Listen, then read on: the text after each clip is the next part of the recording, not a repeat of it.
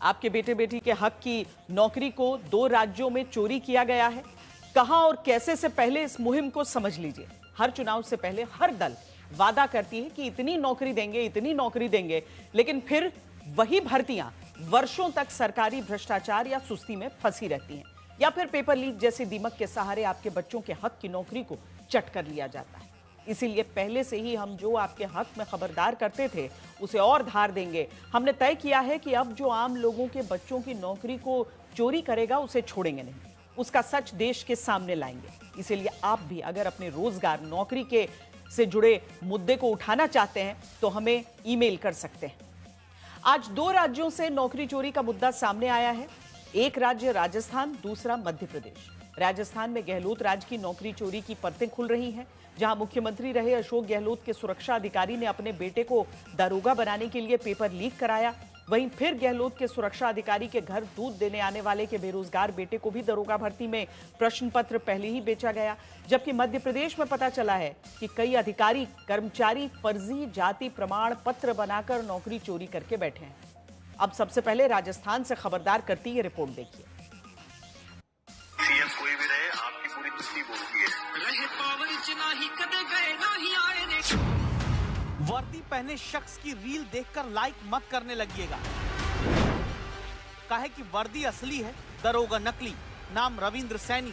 राजस्थान की 2021 दरोगा भर्ती में 133वीं रैंक हासिल कर ली, लेकिन अपनी मेहनत से नहीं। मेहनत से क्या होता तो पुलिस लाइन से भागना नहीं पड़ता। अब पूछिए क्यों।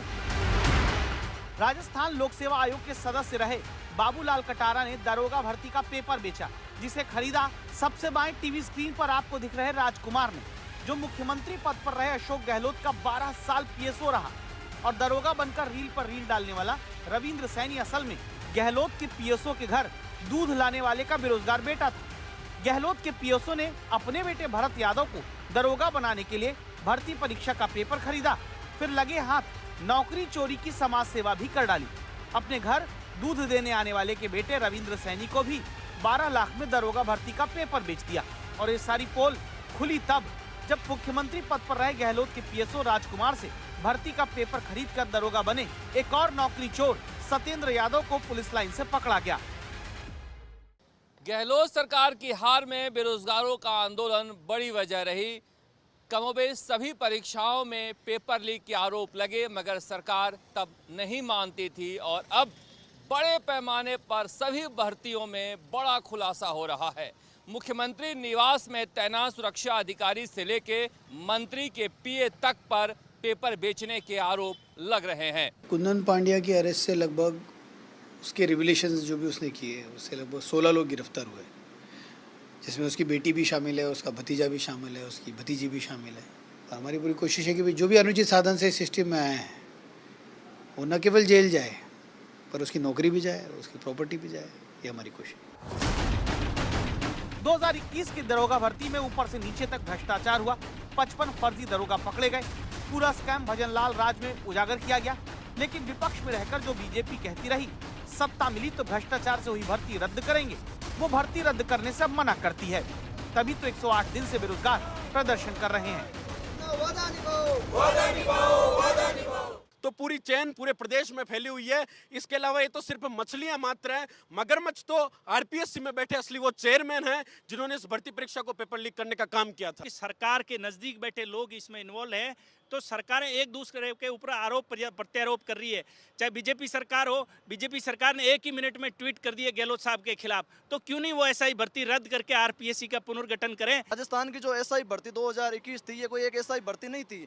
ये एक जो है युवाओं के जो है इम्तिहान के नाम पर जो एक उम्मीदों का कत्ल था। जहां बीजेपी सरकार को कांग्रेस को जो कलंक है उसको धोना था, वहां आज ये खामोशी का जो है कफन ओढ़ने में लगी हुई है भाजपा की सरकार। क्या गहलोत सरकार को पता नहीं है कि वो उनका पीएसओ है, तो उसके बारे में क्या सही है क्या गलत है? अगर वो अपने बेटे, अपने रिश्तेदारों तक, अपने दूध बेचने वाले कॉन्ट्रैक्ट वालों तक को वो पेपर दे सकते हैं, तो आप सोचिए कितने बड़े लेवल तक ये पेपर गया होगा। सर, बात केवल एक नौकरी की नहीं, 2021 की दरोगा भर्ती में पेपर लीक कराने वाले अगर बड़े बड़े शामिल मिल रहे हैं तो 2018 से 2021 और 2022 की शिक्षक भर्ती में 123 टीचर के खिलाफ केस दर्ज हुआ, जिन पर शक है कि ये डमी कैंडिडेट बैठाकर परीक्षा पास की और नौकरी पा गए। 156 शारीरिक शिक्षक की नौकरी रद्द कर दी गई क्योंकि पता चला ये फर्जी प्रमाण पत्र देकर नौकरी पाए हैं। राजस्थान कर्मचारी आयोग ने 12 ऐसी महिलाओं के खिलाफ भी जांच के लिए एसओजी को कहा जिन पर आरोप है कि विधवा कोटे से नौकरी पाने के लिए पहले तलाक ले लिया और नौकरी विधवा कोटे से मिलते ही वापस पति के साथ रहने लगी। कॉकस बन गया है, whether that is a man of SOG वाला, पुलिस वाला और पॉलिटिकल सिस्टम, आरपीएससी और माध्यमिक शिक्षा बोर्ड, हूसोएवर इट इज, उन पर एक इंटीग्रेटेड कार्रवाई सख्त नहीं होगी तब तक इसका पूरा खुलासा मेरी नज़र में होने वाला नहीं। जिस राजस्थान में सरकारी दस्तावेज में 18 लाख बेरोजगार हैं और दावा कुल बेरोजगारों की तादाद 35 लाख के पार होने का है, अगर वहां मुख्यमंत्री रहे गहलोत का पीएसओ तक पेपर लीक कराता रहा और फिर भी दरोगा भर्ती अब बीजेपी के राज में रद्द न करके लीपापोती होती है तो फिर ये बेरोजगारों के साथ अन्याय है। शरद कुमार, जयपुर, आज तक।